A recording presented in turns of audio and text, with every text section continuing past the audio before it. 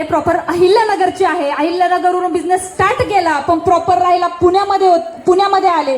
सगळे पोट भरायला पुण्यामध्ये येतात. मी पण आले होते. फॅमिलीमध्ये असं एक संकट कोसळलं होतं, कळत नव्हतं, भारावून गेले होते, समजत नव्हतं काय करायचं. आणि त्यावेळेस माझ्या आयुष्यात एक दिवा चमकला. त्या दिव्याचं नाव आहे सनेज केअर प्रायव्हेट लिमिटेड इंडिया.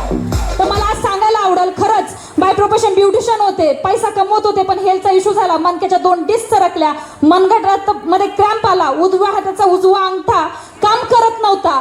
आणि त्यावेळेस कळलं आता काय करायचं, पर्याय राहिला नव्हता. म्हणून हा बिझनेस मजबुरीमध्ये चालू केला होता. पण मजबुरीमध्ये चालू केलेला बिझनेस अगदी गुडघे इतक्या चिखलात कांदे पण लावलेत मॅडम, येड्याबाबूच्या काट्या पण तोडल्यात, वीट भट्टीवर विटांच्या खडांगे पण वाहिल्यात. पण या बिझनेसची ताकद आहे. ह्या बिझनेसमध्ये आल्यानंतर पहिला चेक घेतला 532 रुपये आणि ह्याच बिझनेसच्या माध्यमातून हायेस्ट पे आउट घेऊ शकले 1,84,000 रुपये.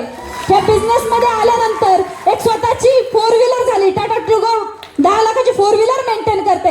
ह्या बिझनेस मध्ये आल्यानंतर 2 फॉरेन टूर झाल्या.